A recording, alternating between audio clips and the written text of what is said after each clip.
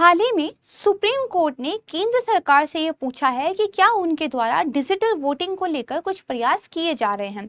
और केंद्र सरकार ने सुप्रीम कोर्ट को ये बताया है कि उनके द्वारा कुछ अलग अलग तरीकों पर विचार किया जा रहा है जिससे एनआरआईज को यानी कि जो नॉन रेसिडेंशियल इंडियंस होते हैं उनको रिमोट वोटिंग कास्ट करने की फैसिलिटी दी जाए।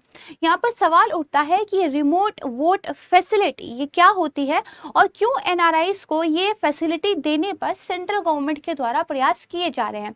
इसके बारे में इलेक्शन कमीशन ऑफ इंडिया का क्या कहना है और फिलहाल हमारे यहाँ जो सर्विस वोटर्स होते हैं वो कौन होते हैं और उनको किस तरह की वोट कास्ट करने की फैसिलिटी हमारे द्वारा दी गई है, और साथ ही अगर हम रिमोट वोट फैसिलिटी देते हैं तो इसका क्या कुछ प्रभाव हमारी लोकतंत्र पर दिखाई देगा। इन सारे प्रश्नों का जवाब हम आज की वीडियो में समझने का प्रयास करेंगे।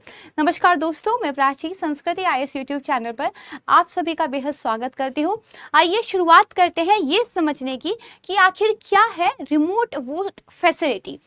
सबसे पहले तो देखिए, considering ways to facilitate NRIs to cast vote remotely, centre tells supreme court. ये देखिए नवंबर की न्यूज आई थी, हिंदू में एक एडिटोरियल आया था जिसमें इस बारे में बात की गई थी कि केंद्र सरकार की तरफ से सर्वोच्च न्यायालय को इस बारे में सूचित किया गया है कि हम ऐसे अलग अलग तरीके देख रहे हैं जिससे जो एनआरआईज है वो अपनी वोट को कास्ट कर सके और ऐसा वो रिमोटली कर सके। यहाँ पे देखिए वोट कास्ट करना तो आप समझ गए, यानी कि अपना जो एक वोटिंग राइट है उसकी बात की जा रही है।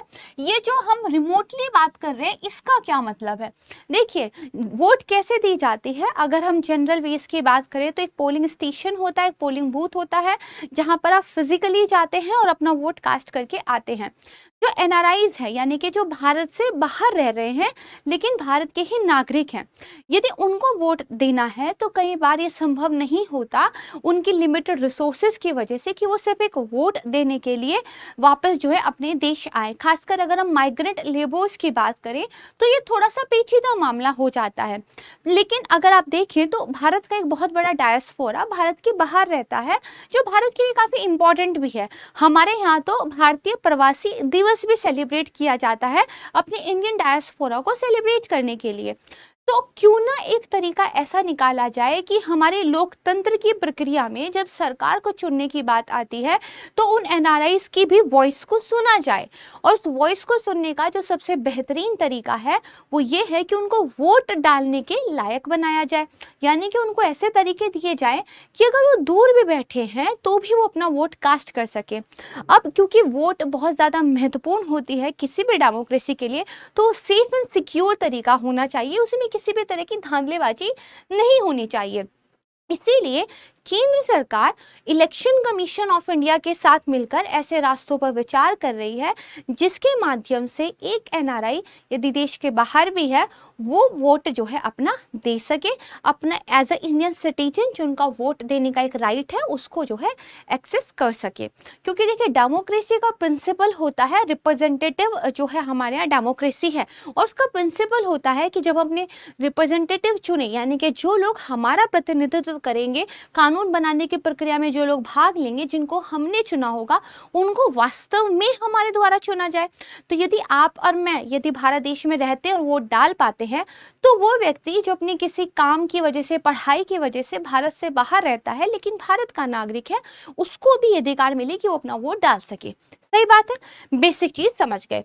यहाँ पर देखिए election commission to look at remote voting for migrant voters on pilot basis, यानी कि इलेक्शन कमीशन की तरफ से ये बातचीत की जा रही है कि हो सकता है पायलट बेसिस पर जो है हम इस तरह की सुविधा दे सके। राइट, यहाँ पे देखिए फिर बताया गया है कि election commission of India working on remote voting system, यानी कि जो चुनाव आयोग है भारत का उनके द्वारा ये जो रिमोट वोटिंग एक फैसिलिटी है ये कैसे काम करेगी इसको लेकर ऑलरेडी काम किया जा रहा है। तो देखिए हाल ही में हुआ क्या है, द हिंदू में जो एडिटोरियल आया था उसमें ये बताया गया था कि हाल ही में केंद्र सरकार ने सुप्रीम कोर्ट में ये कहा है कि वो अनिवासी भारतीय यानी कि एनआरआईज को चुनाव प्रक्रिया में भाग लेना सुनिश्चित करने के लिए अलग अलग तरीकों पर जो है विचार कर रही है। और इसी के बाद सुप्रीम कोर्ट ऑफ इंडिया ने पूछा है कि क्या आप डिजिटल वोटिंग को लेकर कुछ काम कर रहे हैं। तो यहाँ पर देखिए दरअसल हुआ क्या था, जो मुख्य न्यायाधीश की अगुवाई वाली एक पीठ थी, वो कई सारी याचिकाओं पर बेसिकली सुनवाई कर रही थी। उसमें से एक संयुक्त अरब अमीरात में एक डॉक्टर है, वीपी शमशीर, उनके द्वारा दायर की गई एक याचिका थी, जिसमें ये कहा गया था कि जो एनआरआई हैं उनको भी डाक मतपत्रों के माध्यम से जो है मतदान करने की अनुमति दी जाए। तो उन्होंने एक्चुअली ऐसा बोला था कि हमें भी इस तरह का राइट आप दीजिए। ये याचिका डली थी, इस पे जो है सुनवाई चल रही थी। सुप्रीम कोर्ट की बेंच ने ये कहा कि देखिए, जो सैनिक दूर दराज तैनात हैं वो पोस्टल बैलेट के जरिए अगर वोट डालते हैं, इनकी बराबरी नहीं की जा सकती उन व्यक्तियों से जो अपनी मर्जी से देश से बाहर गए हैं, क्योंकि जो मिलिट्री है या पैरामिलिट्री जो पर्सनल्स हैं उनको देश की सरकार ने नियुक्त किया है, और क्योंकि वो ड्यूटी पे हर कई बार बहुत क्रिटिकल सिचुएशंस में होते हैं तो वो अपना वोट डालने के लिए नहीं आ पाते, इसीलिए हमने उनको एक सुविधा दी है जो है कि वो अपना वोट वहां से भी डाल सकते हैं। तो सुप्रीम कोर्ट ने कहा कि इन दो चीजों को जो है एक नहीं माना जा सकता, लेकिन फिर सुप्रीम कोर्ट ने ये भी माना कि एनआरआई भी क्योंकि सिटीजन ऑफ इंडिया तो है, तो हमें ऐसे तरीके पे बात करने से परहेज नहीं करना चाहिए जिससे हम एनआरआईज को भी वोट डालने का एक अधिकार दे पाए। अधिकार तो उनके पास अभी भी है, एक रास्ता, एक तरीका दे पाए। तो उन्होंने यही कहा कि सैनिकों को जो पोस्टल बैलेट की सुविधा हम प्रदान कर रहे हैं, इसको बेसिकली उनसे हमें अलग मानना चाहिए जो विदेश में रहने का विकल्प अपनी मर्जी से चुनते हैं।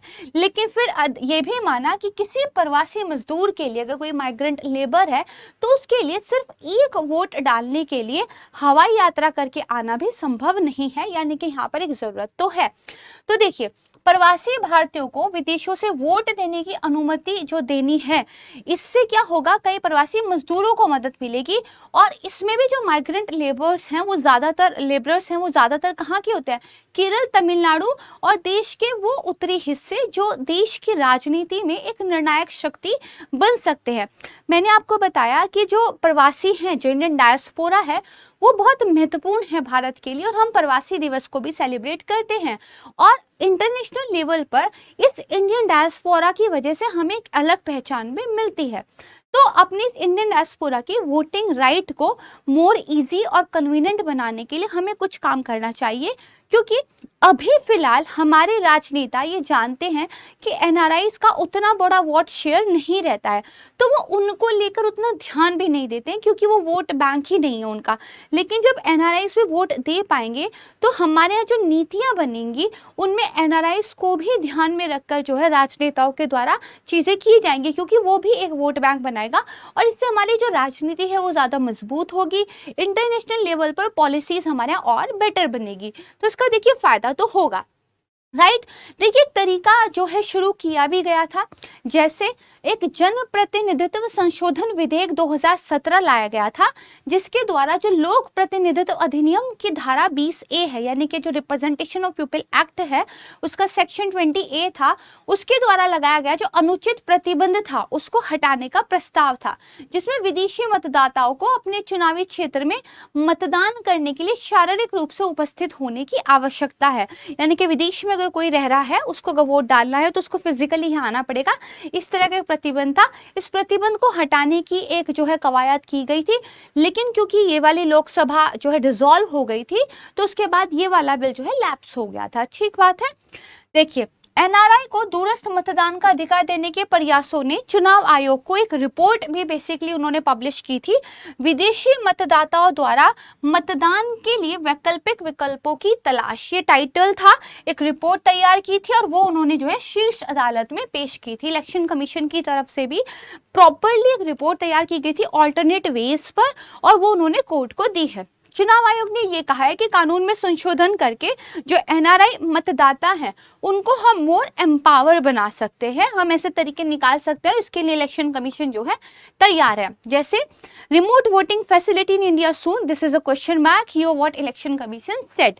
दूसरा आप देखेंगे, election commission plans pilot project to facilitate remote voting for migrant workers. यहाँ पे मेन मुद्दा जो है वो जो माइग्रेंट वर्कर्स हैं, स्टूडेंट वगैरह, उनको लेके जाता है, क्योंकि जो अपने करियर करियर में अच्छा कर रहे हैं, जो जिनका एक लिविंग स्टैंडर्ड अच्छा है, वो शायद एक फ्लाइट लेके वोट डालने के लिए आ सकते हैं, बट जो स्टूडेंट है, जो माइग्रेंट लेबरर्स हैं, उनके लिए देखिए आसान नहीं होता है।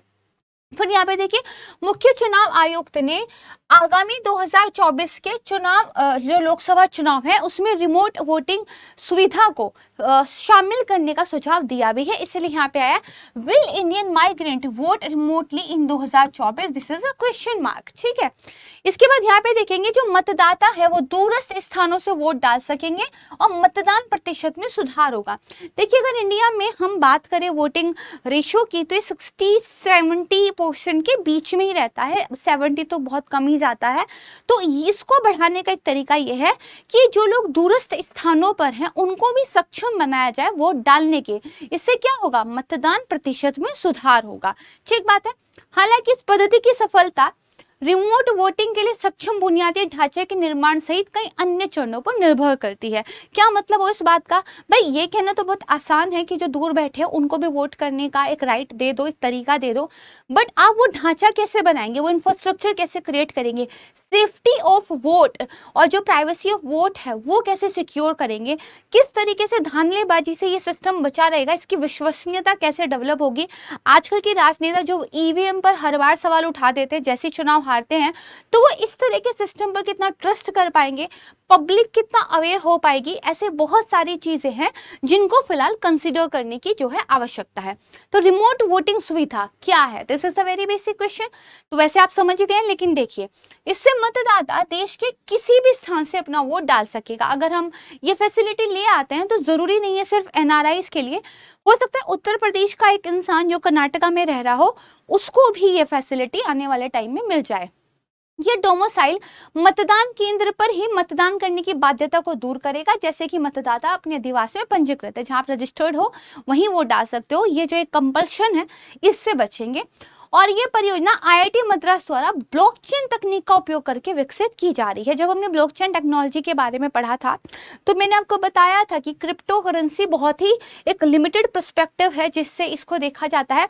ब्लॉकचेन टेक्नोलॉजी के एनॉर्मस एप्लीकेशंस हो सकते हैं। और देखिए एक हमने पढ़ा था कि डिजिटल रूपी जो आरबीआई लेके आया है वो उस पर बेस्ड है। इसके अलावा यहाँ पर देखिए अगर हम रिमोट वोट फैसिलिटी भी लेकर आते हैं तो उसको भी ब्लॉकचेन टेक्नोलॉजी पर आधारित होने की बात की जा रही है। रिमोट वोटिंग की जो एक फैसिलिटी की बात हो रही है, इसकी आवश्यकता क्यों है, मैंने आपको बताया। पहली बात तो बहुत सारी याचिकाएं आई हैं कि भाई हमें इस तरह का जो है चीजें दी जाए। फिर देखिए सीमित संसाधन है, कोई क्यों फ्लाइट पकड़े सिर्फ वोट देने के लिए। ठीक है, चुनावी राजनीति में निर्णायक शक्ति के रूप में एनआरआईज उभर कर आएंगे तो वो एक होगा। मतदान का जो है प्रतिशत वो एक बढ़ेगा, मैंने आपको बताया। ठीक है, अब दूसरा यहाँ पर देखिए, यहाँ पे क्या बताया गया, भारत ने 2019 के जो लोकसभा चुनाव थे, this is very important, electronically transmitted postal ballot system ETPBS का इस्तेमाल किया था। एक सिस्टम है ऑलरेडी ऐसा जिसमें इलेक्ट्रॉनिकली आप रिमोटली वोट अपना कास्ट करते हैं। ये हमने 2019 के चुनाव में जो है शामिल भी किया था। किसके लिए होता है, जो सर्विस वोटर्स होते हैं। सर्विस वोटर्स कौन से, जो पैरामिलिट्री फोर्सेस है, जो मिलिट्री फोर्सेस हैं, और वो लोग जिनको देखिए केंद्र सरकार के वो अधिकारी जिनको भारतीय मिशन पर कहीं बाहर भेजा गया है, ये सारे के सारे सर्विस वोटर्स के रूप में रिकॉग्नाइज किए जाते हैं। इन सब को इस electronically transmitted postal ballot system की जो है सुविधा दी गई थी। नाउ कम्स द क्वेश्चन कि ये जो सिस्टम है बेसिकली ये क्या है, थोड़ा सा देख लेते हैं। देखिए एक रिटर्निंग ऑफिसर होता है, वो जनरेट करता है एक तो आपका EPB और एक APB का पिन जो है जनरेट करता है। इसको जो है ट्रांसमिट किया जाता है। EPB पिन जो है एक रिकॉर्ड ऑफिसर को ट्रांसमिट किया जाता है, EPB एक यूनिट ऑफिसर को ट्रांसमिट किया जाता है। ये जो रिकॉर्ड ऑफिसर है ये पिन को डाउनलोड करता है, ये जो यूनिट ऑफिसर है ये EPB को ट्रांसमिट करता है, यानी कि इलेक्ट्रॉनिकली जो आपका पोस्टल बैलेट है। फिर ये दोनों ही यूनिट ऑफिसर जो सर्विस वोटर है, जो व्यक्ति जिसको वोट डालना है उसको जो है डिस्पैच कर देते हैं। ये व्यक्ति ओपन करेगा और प्रिंट कर लेता है जो उसका पोस्टल बैलेट होता है और उस पर अपनी जो है वोट मार्क कर देता है। उसके बाद ये बैलेट को जो कंसर्न रिटर्निंग ऑफिसर होता है उसको क्या है, मेल कर देता है। जो रिटर्निंग ऑफिसर है उसको बैलेट जो है रिसीव हो जाता है काउंटिंग सेंटर पे। और फिर देखिए जो बेसिकली एक सीन फॉर्म होता है 13 सीन, 13A, 13B, ये सब अगर चेक किया जाता है, अगर ये इनवैलिड होता है तो वोट रिजेक्ट हो जाएगी। अगर बेसिकली ये सारी चीजें ठीक होती है तो जो बैलेट है वो एक्सेप्ट हो जाता है। यहाँ पे देखिए अगर पिन मैच करता है तो ही आप चीजें कर पाएंगे। ये एक सेफ सिस्टम रखा गया है जिसमें QR कोड की मदद से, पिन की वजह से सत्यापित किया जाता है कि ये सिस्टम सेफ एंड सिक्योर है, 2 लेयर का इसमें प्रोटेक्शन होता है। तो ये आपका क्या है, ये आपका electronically transmitted postal ballot system है जिसको भी सर्विस वोटर्स यहाँ पे यूज कर रहे हैं। इसी तरह के कुछ और इनोवेशंस को हम जो है लेकर आ सकते हैं। तो रिमोट वोटिंग सुविधा का महत्व क्या हो गया, छात्र, मरीज, प्रवासी मजदूर और जो आवश्यक सेवा प्रदाता होते हैं वो भी चुनावी प्रक्रिया का हिस्सा बन जाएंगे। मोर रिप्रेजेंटेटिव जो है आपकी डेमोक्रेसी हो जाएगी, अधिक लचीलापन मिल जाएगा लोगों को। जो प्रवासी कामगार हैं उनको एक आवाज मिलेगी, अब फिर अभी उनके बारे में कोई इतना सोचता नहीं है, बाद में उनको लेके पॉलिसीज बनेगी। प्रतिनिधि लोकतंत्र को ये ज्यादा आप कहते हैं वॉइस देगा, ज्यादा पावर देगा। और हमारे यहाँ जो एक संवैधानिक गोल है कि अनुच्छेद 326 कहता है 18 साल से ऊपर का प्रत्येक व्यक्ति मतदान का अधिकार रखता है, यानी कि एक सार्वभौमिक जो वयस्क मताधिकार हमने दिया है उसमें ये जो रिमोट वोट फैसिलिटी है उसे हमें बेसिकली हेल्प करेगा। अब ऐसा भी नहीं हर चीज बेटर ही होती है, उसकी कुछ चुनौतियां भी होती है। चैलेंजेस क्या है, क्योंकि ये ब्लॉकचेन पर आधारित है, टेक्नोलॉजी पर आधारित है, हैकिंग वगैरह का प्रॉब्लम होगा, टेक्नोलॉजी के साथ भी कुछ सर्टेन चैलेंजेस रहते हैं। तो जो एंड रिजल्ट है मे बी वो डिस्टॉर्ट हो जाए। गोपनीयता की चिंता है क्योंकि इसमें आपका बायोमेट्रिक जो है डाटा उसको सहेज के रखा जाएगा, तो इट मे बी पॉसिबल कि किसी तरीके से पता चल जाए किसने किसको वोट दिया है, क्योंकि आपका जो फीस है, आपकी जो बायोमेट्रिक पहचान है वो इसमें रजिस्टर्ड करने की जरूरत पड़ती है। अभी देखिए अगर हार जाते हैं तो ईवीएम को लेके ही प्रॉब्लम उठाते हैं, बाद में वो कैसे बिलीव करेंगे कि चीजें सही है या नहीं। तो देयर आर सर्टेन सजेशंस जो इन चैलेंजेस को ओवरकम करने का काम करते हैं। सबसे पहले तो इसको लेके आने से पहले जितने भी स्टेक होल्डर्स हैं उन सब से जो है बातचीत की जाए। दूसरा क्या है, जिस तरह से वोट वगैरह डल रही है उसकी रियल टाइम में इंफॉर्मेशन दी जाए ताकि वो ज्यादा विश्वसनीय लगे। जनता को ज्यादा से ज्यादा अपने ट्रस्ट में लेके आना चाहिए। इसके लिए इलेक्शन जो कमीशन ऑफ इंडिया उसको हैकाथॉन वगैरह का आप कह सकते हैं आयोजन कराना जाना चाहिए। जागरूकता को जो है लोगों के लिए बढ़ाना चाहिए। तो हमारा एंड में निष्कर्ष क्या निकलता है कि देखिए टेक्नोलॉजी ने हमेशा ही हमारी लाइफ के हर एक क्षेत्र में अपनी भूमिका को महत्वपूर्ण बनाया और काफी हेल्प भी की है। तो चुनावी प्रक्रिया में भी टेक्नोलॉजी की मदद तो ली जा सकती है। उदाहरण के लिए जैसे ईवीएम आया था, वीवीपीएटी मशीन आई थी, सी विजिल ऐप आया था, इस तरह से टेक्नोलॉजी ने हमें हेल्प की है। आगे भी हमें हेल्प लेनी चाहिए, बस हमें मोर विजिलेंट होना चाहिए चीजों को लेकर। तो देखिए अगर हम एक रिमोट वोटिंग फैसिलिटी देते हैं तो ये एक अच्छा कदम होगा, और बस हमें क्या करना है, सुरक्षित, भरोसेमंद और पारदर्शी प्रक्रिया जो है बनानी है, और ये चीजों को जो है अच्छा कर देगा। राइट, तो यहाँ पे रिमोट वोटिंग फैसिलिटी ये जो एक आप कह सकते हैं टॉपिक था, मुझे लगता है आप अंडरस्टैंड कर पाए होंगे। जो electronically transmitted postal ballot system है वो आप समझ पाए होंगे किस तरीके से काम करता है। और यहाँ पे मैं वीडियो को जो है एंड करती हूँ। बहुत जल्द मिलूंगी आपको एक नए वीडियो के साथ, तब तक के लिए नमस्कार, धन्यवाद, जय हिंद।